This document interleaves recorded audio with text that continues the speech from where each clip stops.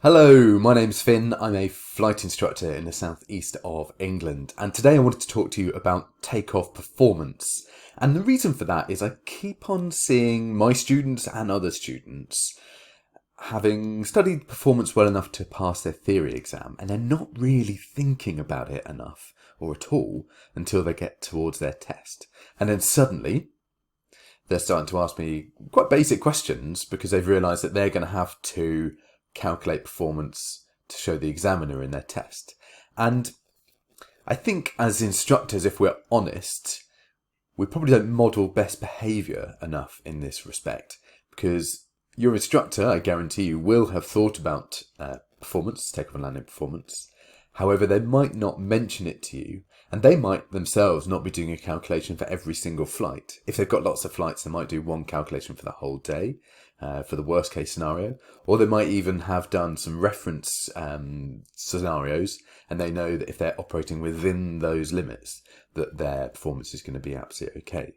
So what I'm going to do with you today is run through, firstly, the kind of things you need to be thinking about when you're calculating performance, some of the gotchas, and then we're going to go through and do a specific example so that you can then do this maybe along with me and build your confidence in calculating takeoff performance. And I recommend you doing this before every single flight, because one way to impress your instructor and get the most from them is to really put in tons of prep. And if you come to your lessons having checked the NOTAMs and know how they affect you, and having calculated things like takeoff performance, your instructor's going to be impressed, and they're going to bring their A game. So it's a great way to get the most out of your instructor as well if you're a student.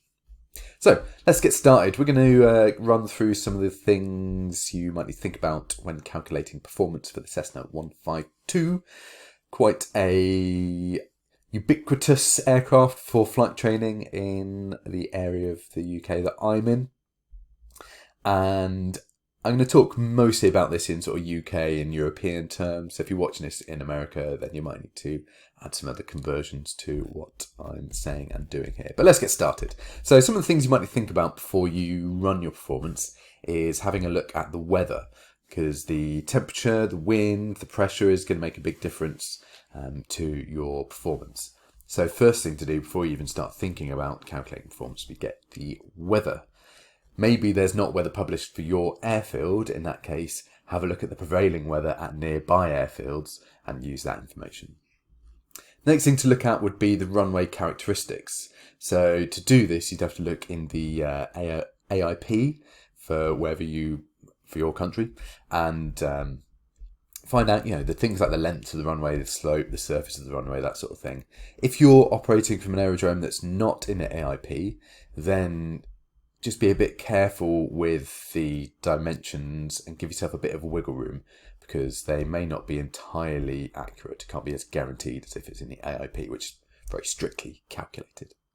Other things to think about would be your POH. You're going to have access to the POH. Now, don't worry if you don't have access to the physical thing right away. You can do some calculations from home and then just check when you get to the plane and the POH that these are valid. So you can easily just Google. I recommend trying to find out the year that your plane was and the exact type. Google that with POH or AFM next to it, which is the aircraft flying manual, and you should be able to. Most of the times on the internet, you'll find a PDF version that's available to you. Next thing is other factors you might want to consider. The first one is the CAA safety factors in the Skyway Code. Now, these aren't mandatory, but here in the UK, these are the sort of factors that the CAA would kind of expect you to be adding to guarantee sort of nice, safe operations. So head over to the Skyway Code, just Google CAA Skyway Code. This booklet's brilliant, by the way. I really recommend getting yourself familiar with this. But if you head over to the performance pre-flight section, there's a table of factors that if your flight manual doesn't have factors for changing the performance for certain conditions, such as wet grass, then the CAA tell you what factors you should use, so what you should increase your takeoff and landing figures by. So that's the Skyway Code there. Also be aware that in the UK in particular, some old aircraft have a amendment in their POH, which will be an extra page put in. Sometimes it'll be a different colour paper or something like that, and it will add mandatory safety margins. So I've seen in some Cessna 152s that that you have to put in an extra 5% or an extra, so however many feet.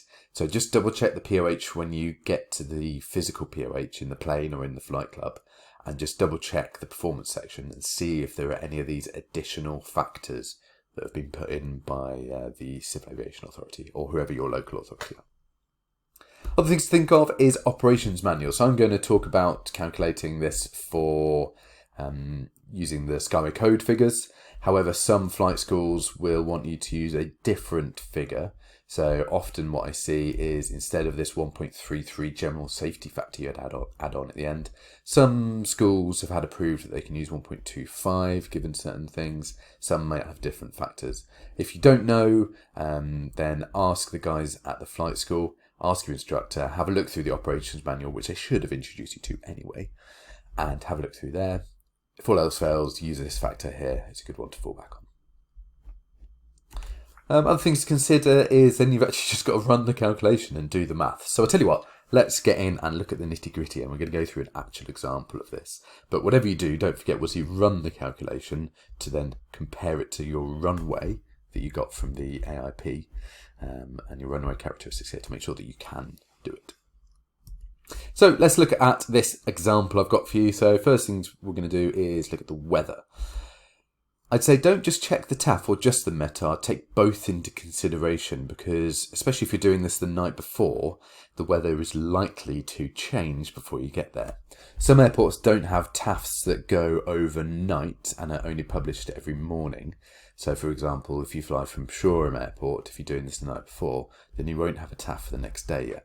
But you could use a nearby airport, such as Gatwick, and I'm speaking very much in South East England terms. You could use a nearby airport that does have a TAF that goes further, and just take it with a bit of a pinch of salt and use your knowledge from operating from that airfield as to how that might be different. And just use the worst case scenario. So if the TAF says that you're going to have a headwind of 10 knots, but currently the METAR is saying you've got a headwind of 20 knots, then take the worst case scenario of that and use that 10 knot headwind that's going to give you the worst performance out of both those two situations. So I've got an example METAR here for you. I've removed some of it just to make it a bit easier to look at. And we can see here we've got the wind from 250 degrees at 10 knots, about 9 kilometres of visibility and light rain, clouds broken at 2,000 feet, and 10 degrees, dew point of 7, and QNH quite low there, over 990 hectopascals. And we've got a TAF here that says, the wind's going to be quite a lot different. So this TAF says the wind's going to be southerly at 10 knots. Slightly better visibility. It doesn't even mention this light rain, so we can let's talk about that in a second. And some clouds that are similar to what we've got. And the TAFs very rarely predict QNH values in the UK, or very rarely predict temperature values in the UK too as well. So we'll just have to rely on the METAR for those. So things that I'm immediately thinking about are the wind.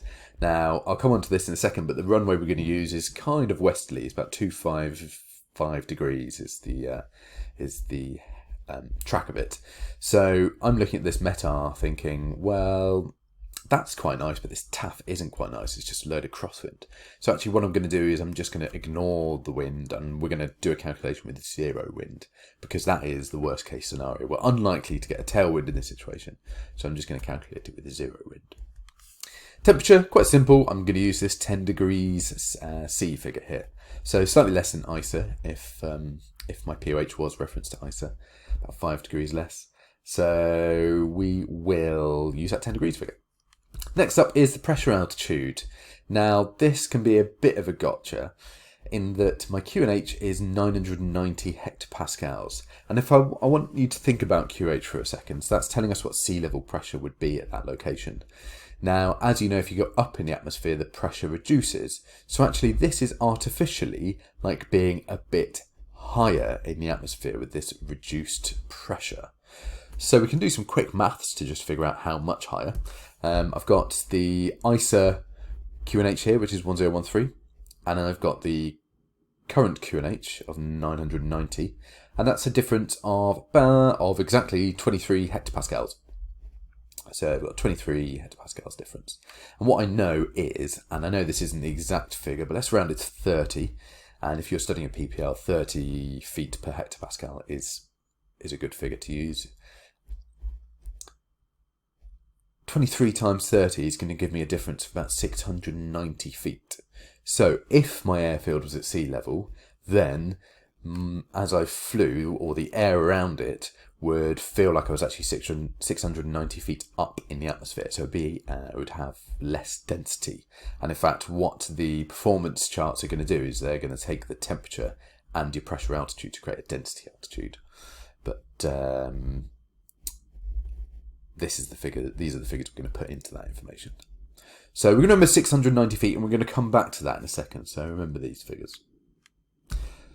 And also, I'm going to assume that the surface is wet. We can see here there's light rain at the moment. The TAF isn't saying anything about rain, but if I know the airport that we're flying from, I know that once the ground is wet, it's going to kind of stay at least damp, which we have to consider, we have to take as wet nowadays.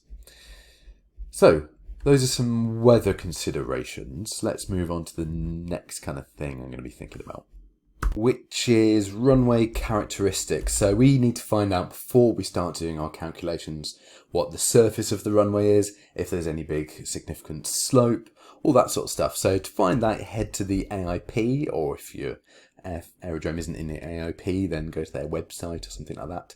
And if you've not gone to the AIP before, this is how you find it. If you just Google UK AIP, then you'll end up at a page that looks a little bit like this. And what you want to do is just head down to the current AIP section. You'll end up on this kind of window here. And if you go down to the third section, which is aerodromes, and then click on AD2 aerodromes, scroll down, find the aerodrome you're interested in, which in this case is Red Hill, we're going to use as our example.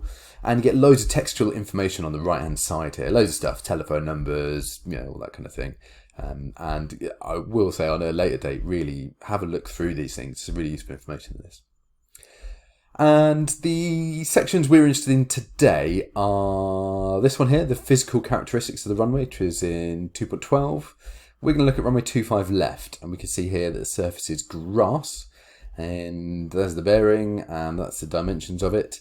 And then a bit further down, you can see that the declared distance of it, of 25 left, is 897 metres for the takeoff run available, and the takeoff distance is exactly the same. So nothing fancy going on here with clearways or displaced thresholds or anything like that. As you can see, the accelerate stop distance available and the landing distance available, all the same. So it's just a nice, plain, simple runway. So what we'll do from that is we'll remember the fact that it is a grass runway and that there wasn't any really significant slope.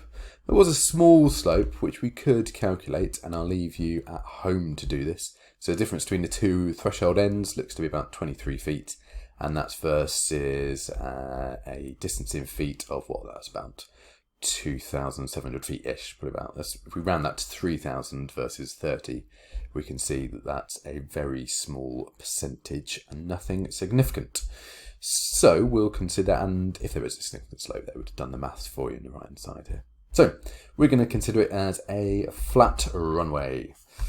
So we've got the runway characteristics, that is grass, and the elevation is 200-ish feet. I'm going to round it to, and the slope is 0. So we're going to remember some of those figures and come back to them in a second. Next thing we're going to look at is the POH, and if you're at home nowhere near the plane, you probably won't be able to get hold of this too easily, you might think, but actually Google is your friend. Just get on Google, and this is the page we're looking for here. So find the year. So if you've got a 152 from, 1980, and if you just Google Cessna 152 POH 1980, you'll find somewhere someone will have uploaded. Someone lovely, like these people here, will have uploaded a POH that you can look through. Scroll through down to section 5, which is the performance section. And I recommend getting really familiar with your aircraft's POH. I've got another video on my channel actually about getting used to the 152 POH. So if you've not looked at that or got used to your POH, then check out those videos. And this is the page we're interested in. And a few things I'll point out to you right from the off. This is the only page about takeoff performance in the Cessna 152 POH. And let's start at the top here. So it says conditions, you have to use flaps 10 degrees. So what we can say then is that if we want to use flaps 0, there isn't actually any performance data published for 0 degrees flaps takeoff. So you'd be a bit brave to use it unless you've got a very long runway, which you may use your airmanship to decide that that's okay, but really technically you should be using flaps 10 for all your takeoffs. It says here full throttle prior to brake release. So you're holding the plane on the brakes as you increase the throttle to full.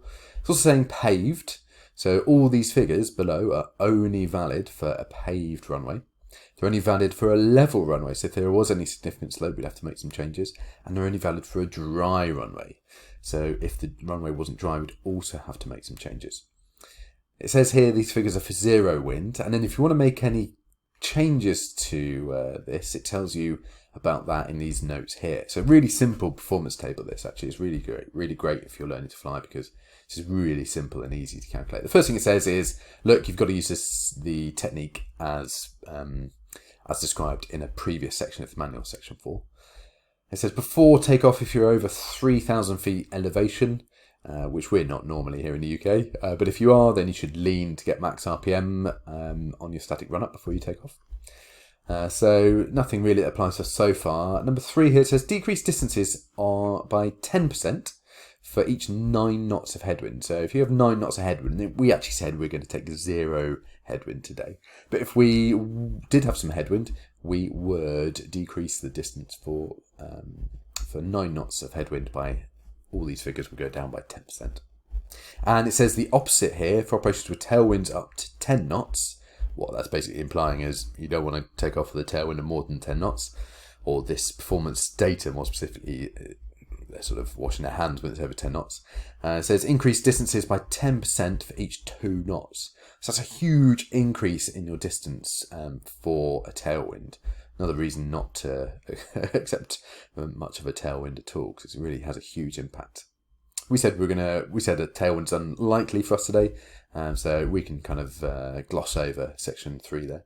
And then point 4 here, it says for operation on a dry grass runway, of which ours is a wet grass runway, but if it was dry, we could just increase distances by 15% of the ground roll figure. So what you would do here is you look at the ground roll figure here, work out what 15% of that is, add it to the ground roll, and then also add that to this takeoff distance figure as well. Another thing is it uses sort of old language here. So ground roll is what is what the aircraft's going to need for the takeoff run, and total to clear 50-foot obstacle is going to be our takeoff distance. So instead of using takeoff run required and takeoff distance required, they've used these slightly out of date information here. Other things I want to point out to you are they've only calculated it for one weight, which is the maximum takeoff weight. And so if you've got any weight beneath that, you don't know what the performance is going to be. So you're going to have to use this weight. So there's no added benefit to taking less weight in terms of performance calculations, because we haven't got anything else to work out. And you'll notice here the temperature and pressure altitude figures here. They actually they've gone for some slightly odd figures here. Normally you'd find them using 15 degrees because that's ISA, but actually they haven't done that at all. And you can see, I stole this from an American place on the internet because they've scribbled in the Fahrenheit figures there as well. So that's the POH, and that's the takeoff distance table from the Cessna 152 POH. We're going to come back to that in a second. So next thing I want to talk about is just checking those other factors. So the CAA safety factors. If you're not sure where to find those, head to the Skyway Code. This Skyway Code document is brilliant. There's loads of great stuff in here, so get really familiar with this. You can even buy a hard copy, and it's really useful to have in your flight bag. If you head to the pre-flight section and the performance section, they've got the safety factor table here about what they recommend, and this is just a recommendation, but what they recommend, and you'd be wise to follow the recommendation, what the CA would like you to use. They do say if the flight manual says something, that takes precedent, so do what the flight manual says. In our case, if we're taking off from dry grass, we wouldn't use this 20% increase figure here. We would use the dry grass 15% of the ground roll figure from the POH that we just were talking about. However, because it's wet grass and there's nothing in the POH for that, we're going to use this 1.3 figure here for our takeoff calculation. So yeah, love this table. Also worth thinking about is heading to the CAA Safety Sense leaflet. So there's this great collection of safety sense leaflets, and this one's really useful to read through about airplane performance. And if you go to page 8 of this, then there's a nice big table of safety factors that the CAA can use. And there's a few more here than appear in the Skyway code. And it's really useful if your aircraft flight manual like ours is nice and basic. So there's where you can get your factors from. Again, just a little reminder, check your POH, see if that's got any changes in it. And check your ops manual as well and just see if you have to use a different figure from your operations manual. So these are the figures we're going to use from the Skyway code. We've got 1.3 times for our wet grass runway, and then right at the end, because we're going to imagine our ops manual doesn't say anything different, although it might do, we're going to just use 1.33. So if we remember these figures, 1.3 and 1.33, and we'll times each of those by each other. So we're not going to add these together and times those figures in the POH we saw by 1.63. We're going to times it by 1.3 and then times it again by 1.33. So we add these safety factors together, one at a time, if you like. Okay, so let's work through some of the calculations. So some of the things we need to remember are we're going to assume a wind of 0, temperature of 10 degrees C, our pressure altitude, and we haven't spoken about this calculation in full yet. So we said the runway is about 200 feet above the ground. It's actually 220 but at one end, but let's just call it 200 because I'm not very good at maths. And we said earlier that our correction is going to be 690 feet. So because of the low QNH, we're already 690 feet up in the air if we're at sea level. So add these two together, we've actually got a pressure altitude here of 890 feet, which is close enough to 1,000 for me to assume that it's 1,000. So if you remember this, the performance table that we saw here, if I head over back to the POH, we've got pressure altitude here. The column that's got sea level, 1,000 feet. Now if we were, say, I don't know, somewhere around 500 feet, then what I'd do is take what they call interpolate, so take the figure, take a figure in between the sea level and 1,000 feet figures. So in this example, I'm hovering my cursor over there. You see the 65-foot difference. So I'd half that, which is 32.5, and I'd add that 640. So that would give me 670. I'd call that 673 feet. So I've interpolated between those two figures. But for me, I'm going to be nice and conservative. I'm almost at 1,000 feet pressure altitude, so I'm just going to use 1,000 feet. So that's what we'll take into our performance calculation. Next up, we're going to assume we are going to have wet grass by the time we get to the airfield. Maybe it'll still be raining, maybe it won't be, but we're going to assume the surface is wet grass and that the slope is nil. It's not relevant for us. So back to our POH here. The first place I'm going to look then is at my temperature along the top here. So 10 degrees helpfully lines exactly up with that 10 degrees there. And then the left-hand side here, so I was going to take 1,000 feet. So I come across here to where I've got this box drawn already. And these are the two figures that I'm going to take out of this POH. And take that 765-foot ground roll, or takeoff run required distance. And this 1,420 feet distance, which would be our takeoff distance required, or as they call it in the PH, the to clear 50-foot obstacle. Okay, so 765 and 1420. So let's move on, and I'll show you the calculations I've done once I've got those figures out of the POH. So I've done this both with the ground roll and the takeoff distance required. What I've done is I've gone, right, okay, so I've got 765 and 1420, And I've got my first factor I'm going to apply, which is my wet grass factor. So that's 1.3. And so I've times 765 and then 1420 by 1.3 and got these figures here. I've kept it to one decimal place because I'll round it up to the nearest one as we go through here. And then I've times it by my safety factor, which has given me these figures here. So that's 1322. Once all my factors are taken into consideration. And 2,455.2 feet is my takeoff distance required. However, you will have noticed here in the UK, we've got the metric system, and in the AIP, that is the figure that's being used. So I'm then going to convert it to meters by dividing it by 3.28. And what I've got here is I'm going to need a takeoff run of 404 meters, and my takeoff distance required is 749 meters. So do you see here how I haven't added the 1.3, 1.33? I've times it by one factor, got my figure, then times it by the next factor as I've gone down. So I've got these big figures, and 749 meters is the big one that I'm worried about on this runway. So 749 meters is the distance I require given these conditions I put in. If all of a sudden I start to get a tailwind, then these figures are no longer valid and you have to redo the calculation. So here is my table of declared distances from the AIP. And what you see here is runway 25 left. I've got a takeoff distance available of 897, which is more than my takeoff distance required, I should say, of 749 meters. So, what I'm actually saying here is my takeoff available, distance available must be more than 749. And looking in this table, we can see that it is. So we're all good. We're good to go. We're good to take off.